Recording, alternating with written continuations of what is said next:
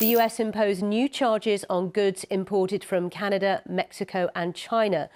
So in the case of Canada and Mexico, the tariff on all imported goods to the US is 25%. China says it opposes the United States' latest threat to impose an additional 10% duty on Chinese imports.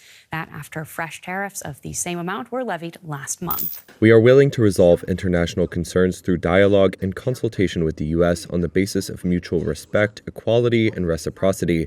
However, we will never accept pressure or threats and will firmly safeguard our national sovereignty, security, and development interests. The U.S.-China trade war has escalated again. President Donald Trump has officially imposed an additional 10% tariff on Chinese goods, particularly products related to fentanyl, the synthetic drug fueling the opioid crisis in the U.S. Beijing immediately announced strong retaliation, further escalating trade tensions between the world's two largest economies. Is this just a political lever by Trump to force China to make concessions? Or is it really the beginning of a full-blown trade war? How will China respond? Will the U.S. achieve its goals, or will it hurt its own economy? Let's analyze this growing conflict. The U.S. is using tariffs as a political weapon to put pressure on China. The U.S. has decided to impose an additional 10% tariff on Chinese goods, raising the total tax rate on many items to 20%. Washington argues that China does not strictly control the export of chemicals used in the production of fentanyl, a drug that has caused hundreds of thousands of deaths in the U.S. in recent years. The White House believes that Beijing is tolerating the chemical industry.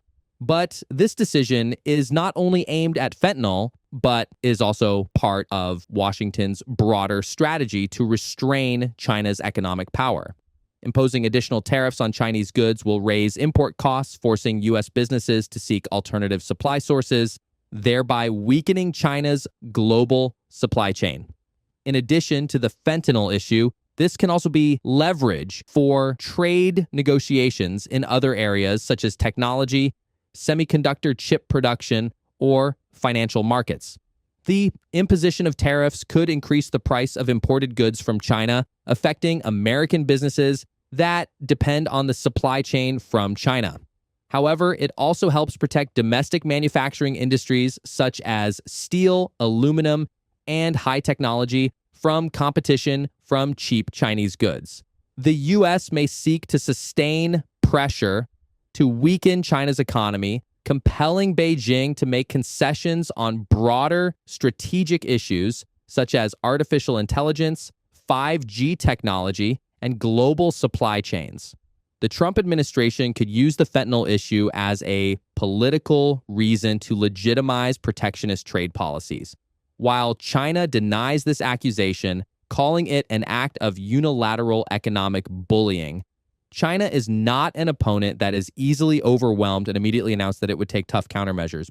Beijing sees this not only as a trade issue, but also as a direct attack on its economy and national sovereignty. In an official statement, China's Ministry of Commerce called the U.S. decision coercive and affirmed that it would not accept trade policy imposition from Washington. Chinese policymakers are preparing a series of strategic retaliation measures, including increasing tariffs on U.S. agricultural products, restricting high-tech imports, and tightening control over the supply chain of important materials on which the U.S. depends. China has repeatedly claimed that U.S. tariffs violate World Trade Organization, WTO rules, and undermine the multilateral trading system, China's Ministry of Commerce said in a statement. Such measures will not solve the problem, but will instead harm China-U.S. economic and trade cooperation and disrupt normal international trade. The ministry said China calls on the U.S. to immediately withdraw unilateral tariff measures that are unreasonable, baseless, and harmful to other countries and aims. One of China's key leverage points is the U.S. agricultural sector, which plays a crucial role in Washington's domestic politics. China is America's largest export market for products such as soybeans, beef, and grains, and if Beijing decides to impose high tariffs or reduce imports of these goods, it could cause heavy losses for American farmers. This is a tactic that China used in the trade war under Trump before, when they tried to put pressure on important U.S. voter groups, forcing the White House to reconsider its policies. In addition to the agricultural sector, China could also target the technology and manufacturing industries by restricting exports of rare earths, a key material in the production of semiconductor chips, electric vehicles, and military equipment. China currently controls more than 70% of the global rare earth supply, and if Beijing decides to clamp down on exports, American technology companies like Apple, Tesla, and American arms manufacturers will face serious difficulties. This move not only increases product costs, but can also slow down the production process, directly affecting America's competitiveness in the global market.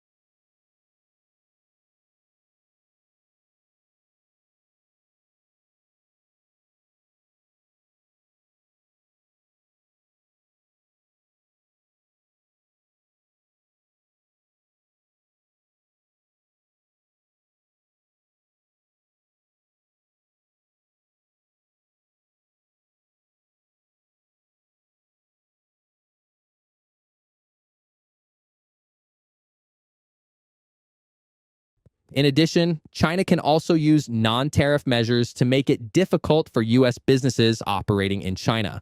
Beijing could increase customs inspections on U.S. goods, delaying imports into China, or even tighten legal regulations to limit the operations of U.S. companies like Just Drive, saying DAS, Tesla, Qualcomm, or Boeing. If these measures are implemented, many large U.S. corporations could suffer heavy losses, affecting the U.S. economy in the long term. Not only limited to the trade sector, tensions between the U.S. and China can spread to the financial sector. China may reduce its purchases of U.S. government bonds or even sell a large amount, which could cause volatility in global financial markets. The U.S. is currently facing a large budget deficit, and China's reduction in bond holdings could increase interest rates, putting pressure on the U.S. economy. China's response is not only aimed at the U.S., but could also affect the entire world economy. If this trade war continues to escalate, the global supply chain could be disrupted, commodity prices rise, inflation is pushed up, and financial markets could witness major shocks. Countries that depend on trade with both the U.S. and China, such as the European Union and Japan, could also be drawn into this confrontation, increasing the risk of a global economic recession. The trade confrontation between the U.S. and China opens up a strategic opportunity for Russia to strengthen relations with Beijing. The two countries have drawn closer together in recent years due to pressure from the West, and this new tension could push Russia-China relations to a new level. If the U.S. imposes strong tariffs on China, Beijing could increase imports from Russia to compensate for the damage. Agricultural products, energy, metals, and minerals, especially important when the U.S. and EU are seeking to limit Russia's energy supply. Russia and China are actively eliminating the U.S. dollar in bilateral trade transactions. U.S.-China tensions will push the two countries to expand their payment systems in yuan, CNY, and rubles, rub. De sit satir sake raise sai reduces sol pestin chaos all staying the hackers in Western control. Russian banks can help China find ways to avoid financial barriers set up by the U.S. If the U.S. continues to put pressure on China, Beijing may support Russia more in its war with Ukraine. Russia and China can increase their presence in Africa, Latin America, and Central Asia, counterbalancing U.S. foreign policy. Canada and Mexico are two major trading partners of both the U.S. and China, so they will face great pressure from both sides. Canada will likely support the U.S. on the fentanyl issue, but does not want to get involved in a trade war because it relies heavily on exports to China. Mexico can become a beneficiary when many U.S. companies move factories from China to Mexico to avoid tariffs. The EU has had a trade conflict with China, typically with the imposition of tariffs on Chinese electric vehicles. However, they will not rush to follow the U.S. because they still need to maintain economic relations with China. If the U.S.-China trade war escalates, the EU could be affected because the global supply chain is disrupted. Clearly, the U.S. is looking to use tariffs as a tool to pressure China on the fentanyl issue. But this move could create unintended consequences if Beijing retaliates aggressively. Can America achieve its goals without damaging its own economy? Is China willing to make trade-offs to maintain its position as an economic power? And will the world be caught up in a new trade war on a larger scale than before? The answer is still open, but it is certain that this confrontation will not stop here. The risk of economic and technological conflict is still great, but the two countries still need each other in the global economic system. We may see a more multipolar world where the U.S. and China must find a balance between competition and cooperation. What do you think? Will the U.S. and China confront each other more fiercely, or will they find ways to cooperate? Please share your views.